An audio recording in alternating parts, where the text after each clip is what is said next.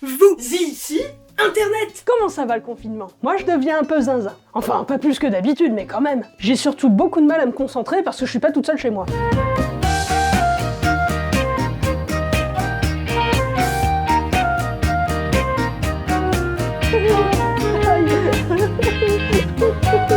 Une véritable débandade.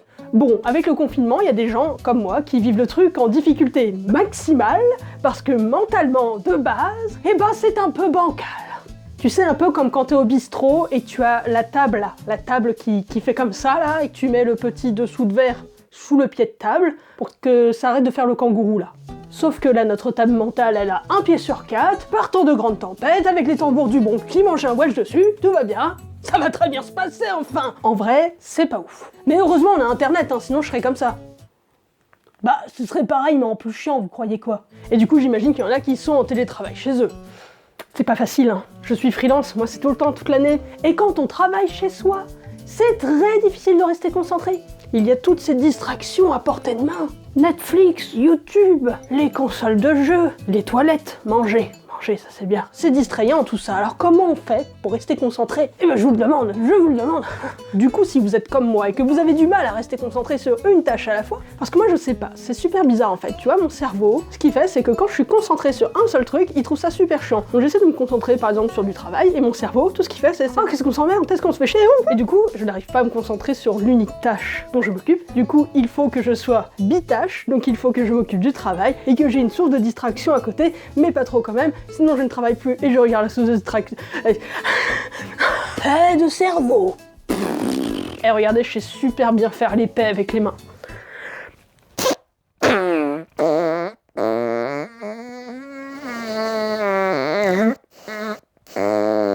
Bref, j'arrête de tergiverser, mais en gros, quand je travaille, j'ai besoin d'avoir une vidéo en tâche de fond pour être focus. Et si vous partagez le même don que moi, d'avoir un cerveau qui fait...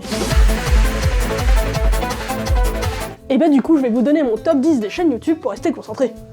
On va commencer très simple avec des vidéos très contemplatives qui sont comme des caresses sur le cerveau, comme des caresses. Alors je préfère prévenir, je me sens comme un prof d'école qui ne connaît pas les noms de famille de ses élèves, je risque de les écorcher, mais de les écorcher vifs. Si jamais vous connaissez la bonne prononciation, vous pouvez écrire en phonétique dans les commentaires parce que moi, ça risque d'être du... Donc à l'avance, je suis désolé, si votre prénom est démoni par moi-même personnellement, pardon.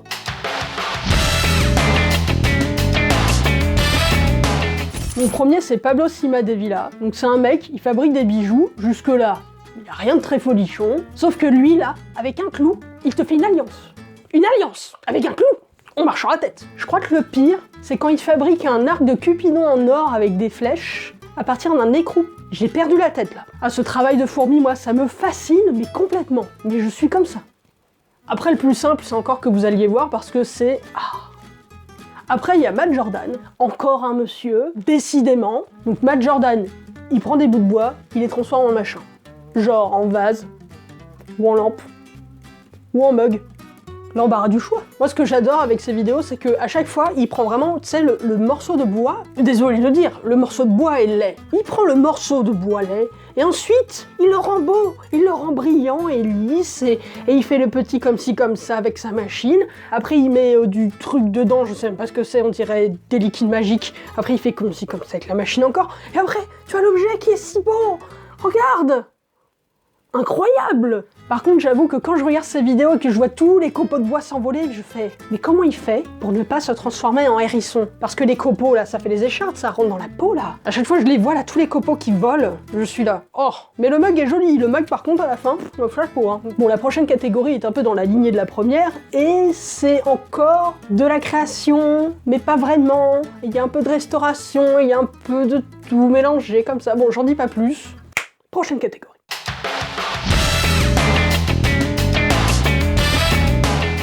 Retenez ce nom, Baumgartner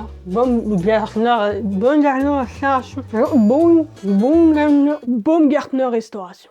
Alors ce type, il a atteint un niveau de perfectionnisme et de patience Moi je soupçonne que c'est un robot. Genre je pense que de base, ce mec c'était un robot envoyé par les aliens, qu'il est venu sur Terre pour nous détruire, qu'il est tombé dans un musée, qu'il a fait en fait non, et que maintenant il prend les œuvres détruites et il les remet jolies. C'est ma seule théorie possible. Non parce qu'à chaque fois, il y a un client qui lui envoie une croûte, la croûte, et lui il en fait une restauration parfaite.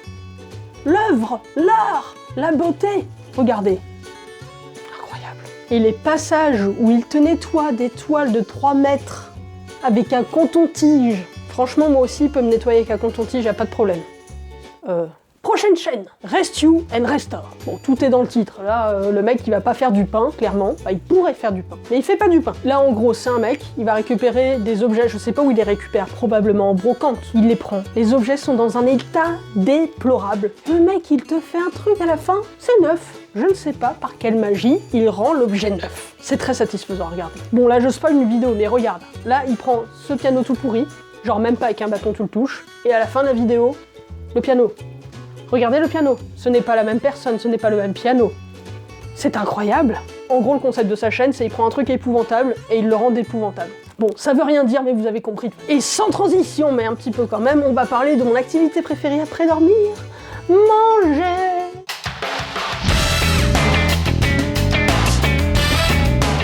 Première chaîne, mais pas des moindres, Hidamari Cooking. Alors, je pense que c'est une chaîne japonaise, vu les caractères utilisés dans les descriptions des vidéos, mais je n'en suis pas sûre. Donc, corrigez-moi si je me trompe, hein, je ne parle pas japonais, je sais dire itadakimasu et...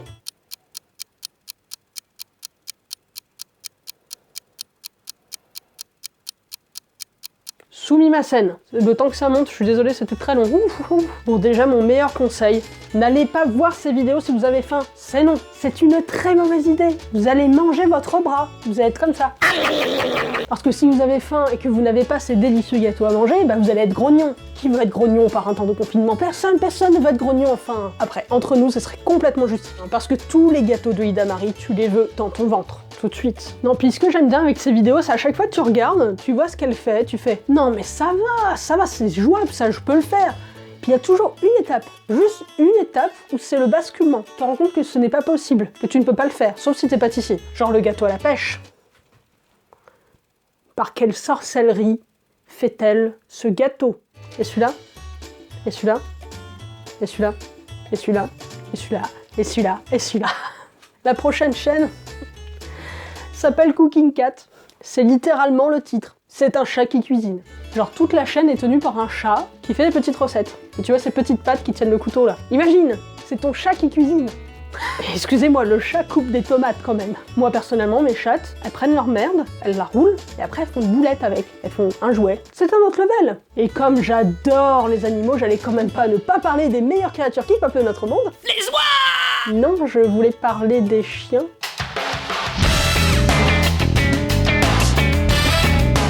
Attendez, on prend une minute de silence là.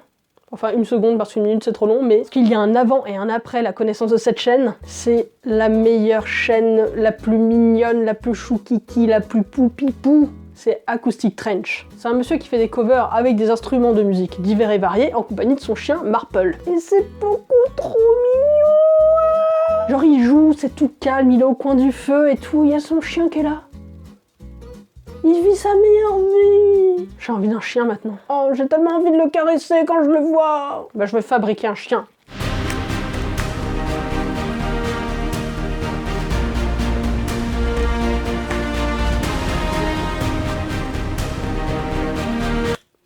Voilà, j'ai un chien maintenant. Il est beau, non? Il est très vaillant. Et je vais l'appeler le chien. Sinon, si vous avez une meilleure idée, vous pouvez lui donner un nom en commentaire et comme ça, ce sera un peu votre chien, vous aussi. Regardez son regard. Il est vif. Bon allez, tu vas dans ton panier, je te sors après, d'accord? Prochaine chaîne. Chuentry, c'est une chaîne coréenne de toilettage de petits chiens. Oh, le petit toutou, le petit moufou. Genre, elle prend le chien tout pourri. Enfin, ça va, il est pas si pourri, mais un petit peu. On va dire qu'il est emmêlé. Elle en fait ça. C'est discutable. Ils sont si ronds, comment tu fais pour les caresser après? Moi j'oserais pas, j'aurais peur qu'ils soient plus ronds, quoi, qu'ils soient un triangle, le chien. En fait, c'est un peu de la restauration canine, non?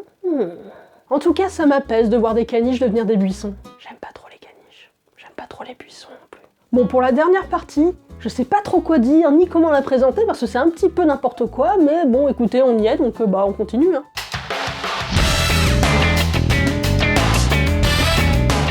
Connaissez-vous Hachens ? Bon, je sais pas trop comment décrire sa chaîne, mais en tout cas c'est très satisfaisant. En gros, il va prendre n'importe quoi. Des vieilles VHS mystères, un vieux jouet Happy Meal des années 90, des vieux jouets qu'on a oublié l'existence, des hamburgers dans des boîtes de conserve de 20 ans d'âge, et il va décortiquer le truc, toutes les informations qui gravitent autour de l'objet ou de l'aliment qu'il présente dans sa vidéo. Et oui, ça veut dire qu'il va potentiellement ouvrir la boîte avec le burger de 20 ans d'âge dedans. C'est terrible parce que tu veux voir ce qu'il y a dans la boîte de conserve. Mais en même temps, tu ne veux pas voir, tu sais très bien que ça va être horrible, mais tu dois voir, tu dois savoir. C'est plus fort que toi, curiosité malsaine.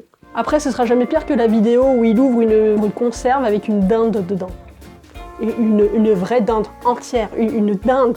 Ah oui, c'était vraiment très dégueulasse. Les vidéos qu'il fait à chaîne, c'est un peu ma corde sensible parce qu'il y a un côté un petit peu, vous savez, les brocantes, on fouille, on regarde, c'est un peu un truc de curiosité, ça fait un petit peu trésor. Et je pense que c'est ça que j'aime bien, c'est vraiment la dimension trésor de sa chaîne, le côté, t'as un truc que tu découvres, que t'avais oublié ou que tu ne connaissais pas et pour une raison quelconque tu as envie de connaître ce truc. Et ça me rappelle un de mes films préférés, les Goonies, le côté, tu explores et tu découvres, c'est fou. Bon, la dernière chaîne dont je veux vous parler, je sens que les jugements, ils vont pleuvoir sur moi. Ce n'est plus une passion, à ce stade c'est une obsession. De toute façon, je vais le dire, vous ne pourrez pas m'arrêter, vous ne pourrez rien faire contre moi. 99 Carpet, Woody à la française, 99 Carpet.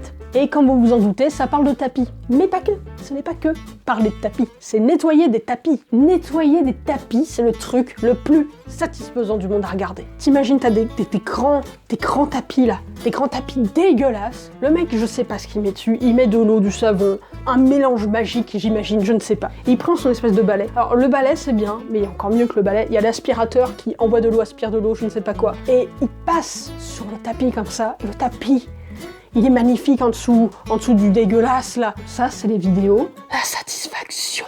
Et voilà, et en gros cette chaîne, c'est des compilations de nettoyage de tapis, donc c'est 100% satisfaisant. Non mais regardez s'il vous plaît. Osez me dire que c'est pas satisfaisant de voir ça. Osez-le. Je vous mets au défi. Bagarre. Mais après, il y a encore au-dessus des tapis. Il y a les nettoyages de sofa. Et je n'ai pas trouvé de chaîne spécifique sur le nettoyage de sofa, mais je sais qu'il y a beaucoup de Russes qui font des vidéos où ils nettoient des sofas. Regardez, le sofa de base. Le sofa après, mais regardez, mais c'est magique. Ah, j'adore ça, c'est... Oh, plaisir des yeux. Alors ça, quand j'ai un truc bien merdique à faire niveau boulot, je me mets la compilation des tapis, alors c'est parti, hein. Moi je travaille 8 heures de suite sans m'arrêter, je deviens un robot. Regardez comme je fais bien le robot.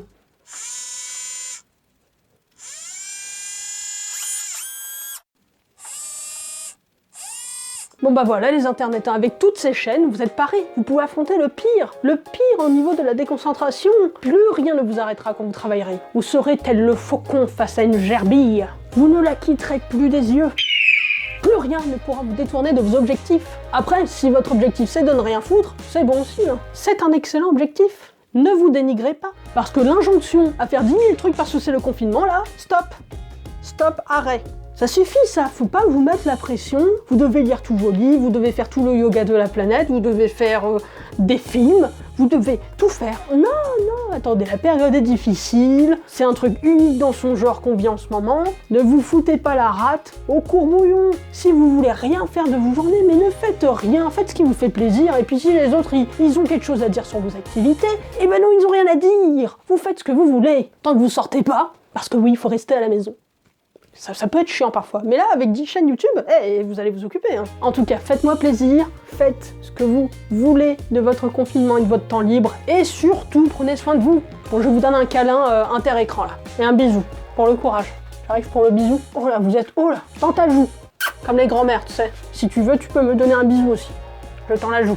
Après, tu peux ne pas vouloir aussi, c'est pas grave. Enfin, je veux dire, tu peux ne pas me donner de bisous. Je vais pas me vexer, c'est bon, je suis plus grande que ça. De toute façon, moi j'ai un chien, et toi t'as pas un chien, voilà. Bah, si c'est comme ça, je m'en vais. Ah bah non, je peux pas sortir, c'est le confinement. Bon bah si je peux même plus sortir de chez moi, je vais utiliser ma technique secrète pour sortir de la vidéo. Fini. Ouf, ouf. Abonne-toi.